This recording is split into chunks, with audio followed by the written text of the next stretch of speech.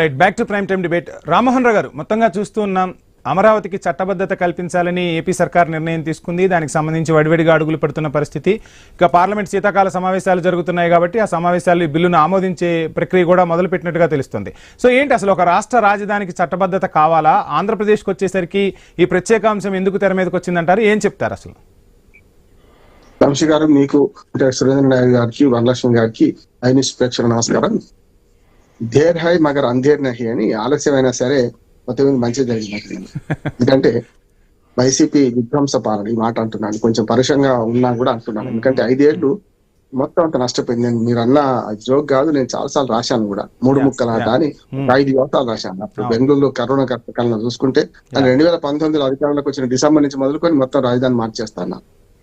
తిలా పాపం తలా పెడతాను. కూటమిలో అప్పటికి విచ్ఛిన్నమైన కూటమి విచ్ఛిన్నమైంది. అప్పుడు బీజేపీ కూడా కొంత దీనికి ఆద్యం పోసింది అంటున్నాను. ఏ మాటకు ఆ మాట చెప్పుకోవాలి. బీజేపీలో కూటమిలో ఉండొచ్చు కానీ అది కరెక్ట్ కాదు. ఎందుకంటే బీజేపీ ఆ కూటమి నుంచి విడిపోయింది. చాలా సార్లు అప్పటికి ఎన్ని విజ్ఞప్తులు చేసినా ఆంధ్రప్రదేశ్ మొండి చేయి చూపించారు బీజేపీ వాళ్ళు. కేంద్ర ప్రభుత్వం చూసాం కదా, మీరు మట్టి ఇచ్చినా నీళ్లు ఇచ్చినా అనుభవించి మేమంతా ప్రయత్నం చేసుకుందామని చేస్తే చివరికి 3.5 ఏళ్ల తర్వాత తప్పనిసరి పవన్ కళ్యాణ్ గారు మొదలైపోయారు. తర్వాత మన చంద్రబాబు నాయుడు గారు, అంత అనుభవం ఉన్న ఆవిడ కూడా ఎప్పుడు ఘర్షణ పెట్టుకోడు కేంద్రంతో. అటువంటి ఎప్పుడు ఆయన పెట్టుకోవాల్సి వచ్చింది. అది దురదృష్టవశాత్తు అయిపోయింది. తర్వాత అది వర్క్ అని చెప్పారంటే దురదృష్టం అనుకోవాలి, అది అయిపోయింది. 5 ఏళ్ల తర్వాత ఇంకో దురదృష్టం ఏంటంటే ఇక్కడికి వచ్చినప్పుడు హైకోర్టులో కేసు పడ్డప్పుడు కేంద్ర ప్రభుత్వం ద్వంద్వ ధోరణి ప్రదర్శించింది. ఆనాడు రాజధాని వాళ్ళు ఇష్టమని ఎట్లా అంటారు, వాళ్ళు తప్పు కదా. నేను ఆనాడు కూడా వ్యతిరేకించిన. కేంద్ర ప్రభుత్వం ఒక్క రాజధాని ప్రధానమంత్రి స్వయంగా వచ్చి శంకుస్థాపన చేసిన రాజధానిని వాళ్ళు కాదంటుంటే వాళ్ళు ఇష్టమని అఫిడవిట్ వేశారు. అది న్యాయవాదిగా చాలా ఖండించిన తప్పిదాన్ని. ఎందుకంటే మీరే రాజధాని అన్నారు, మీరే పెట్టుకోమన్నారు. 10 ఏళ్ళలో రాజధానికి ఉమ్మడి రాజధానిగా ఉంటే కూడా ఎంత వీలైతే అంత దొరకొద్దామని కదా మీరు ఏర్పాటు చేసిందని మేము అనుకునే దాన్ని మీరు అంగీకరిస్తేనే కదా చేసింది. కనుక దాన్ని కాదని 5 ఏళ్ళు దాన్ని జరిపారంటున్నాను. తర్వాత రెండో ధోరణి కూడా బీజేపీది ఏమైందంటే, నేను ఎందుకు అంటున్నా, మిత్రపక్షంగా వాళ్ళకి కొంచెం కంటగింపు కావచ్చు కానీ వాడి వాస్తవాలు చెప్పుకోకుండా మంచిది కాదు. వాస్తవాలను వెలికి తీసే ప్రయత్నమే ఐ న్యూస్ చేస్తుంది. అదే అందుకని రెండోసారి జరిగింది ఏంటంటే, రహస్య స్నేహితుడిగా బీజేపీతో స్నేహం చేశారు ఒకటి. రెండోది ఏం చేశారంటే 2 రాజధానులు ముఖ్యంగా చేశారు. పేరు చెప్పకుండా కర్నూలులో హైకోర్టు, ఇక్కడ గతంలో తెలంగాణ మన ఒక తీర్మానం, కాకినాడ తీర్మానం చేసి 2 రాష్ట్రాలని చెప్పినట్టే ఇక్కడ కూడా మనకు ఎగ్జిక్యూటివ్ మాత్రం ఇక్కడే ఉండాలి, అసెంబ్లీ ఇక్కడే ఉండాలి, కానీ మనకు హైకోర్టు కర్నూలులో ఉండాలని ప్రతిపాదన చేశాం. ఏమైంది చివరికి ఎక్కడికి వచ్చింది? చివరికి మళ్ళీ మొదటికే వచ్చింది. కానీ ఏమంటున్నా అంటే, వాళ్ళు నిజంగా లీగల్ అని చెప్పాలంటే యాజ్ అడ్వకేట్ కి ఎక్కడ ఏ రాష్ట్రానికి కూడా కేంద్ర ప్రభుత్వం చట్టబద్ధత అవసరం లేదు. రామ్మోహన్ గారు, ఇక్కడ ఇంకొక అంశాన్ని కూడా మాట్లాడుకోవాలి. అంటే తెలుగు రాష్ట్రాల్లో రైతుకి ప్రాణం భూమి, భూమి పోతే ఒక రకంగా తన ప్రాణం పోయినట్టుగా భావించే రైతులు అంతా రాజధాని అభివృద్ధి చెందాలని చెప్పి భూములు ఇస్తే ఆ రైతుల గోసం చూసాం.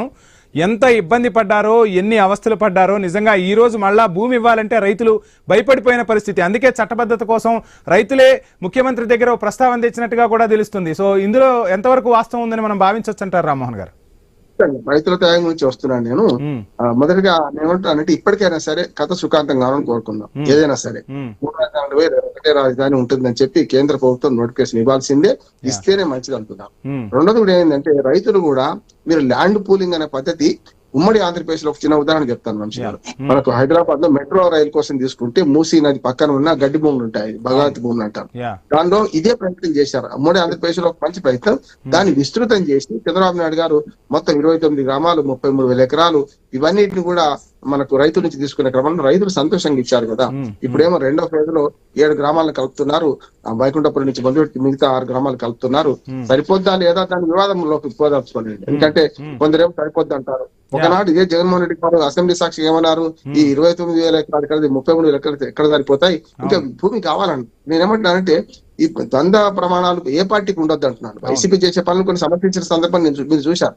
ఎప్పుడు ల్యాండ్ పూలింగ్ యాక్ట్, మన ఏదైతే మనకు ల్యాండ్ టైటిలింగ్ యాక్ట్ పూర్తిగా వైసీపీ చేసి సమర్థించాను నేను. అది కరెక్ట్ కాదు వీళ్ళు చెప్పిందన్న, ఏది టీడీపీ వాళ్ళు చెప్పింది. కనుక ఏ అంశాల వారి మద్దతు చూసుకుంటే మాత్రం రాజధానికి రైతులు చేసిన త్యాగం తక్కువది కాదంటున్నాడు. అంటే ఓ రకంగా చెప్పాలంటే ఇన్నేళ్ల తర్వాత కూడా ఇంకా కౌలే వాళ్ళు లభిస్తుంది, అసలైన ప్లాట్లు లభించలేదు వాళ్ళకు. అందుకని ఈ ప్రభుత్వానికి నా సూచన ఏంటంటే, ఒకటి చట్టబద్ధత చేసుకోవడం, రెండోది ఇప్పటికైనా సరే రైతుల భూములు తీసుకున్నారు కదా, రైతుల భూములకు సరిపడా 1000-1200 ఇస్తున్నారు కదా ఎకరానికి, అవి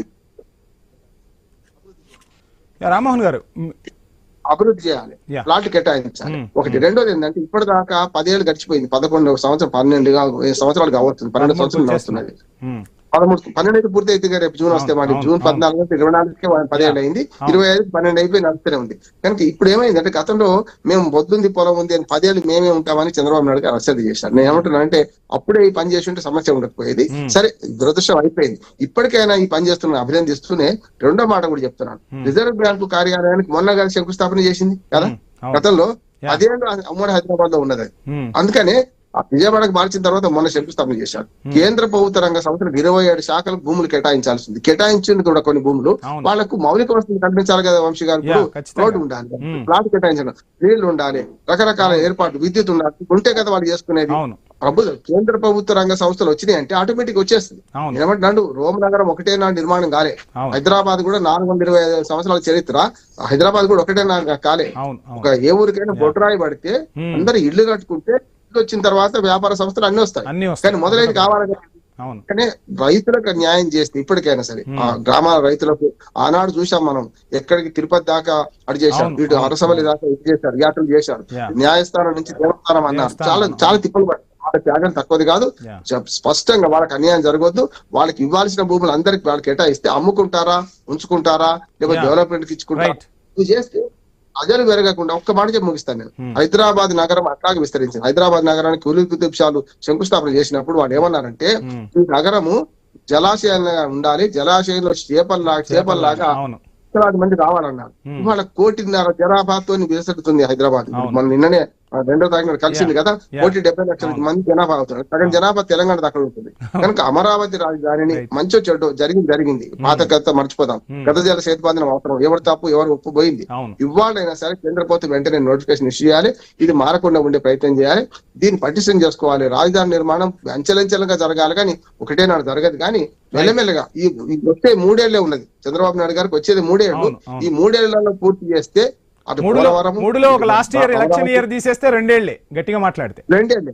అమరావతి, పోలవరము, విశాఖ ఉక్కు కర్మాగారం ప్రైవేటీకరణ జరగకుండా చూసుకోవడం, అంటే రామాయపట్నం పోర్టు, కడప ఉక్కు కర్మాగారం, ఇవి అయిందంటే అన్ని ప్రాంతాలు అభివృద్ధి చెందుతాయి. అప్పుడే అమరావతి సాక్షిగా ఇవన్నీ అభివృద్ధి చెందితే మంచి పరిణామం జరుగుతుంది. సర్వతోముఖ అభివృద్ధికి ఆంధ్రప్రదేశ్ ప్రజలు బాగా ఆరాటపడుతున్నారు.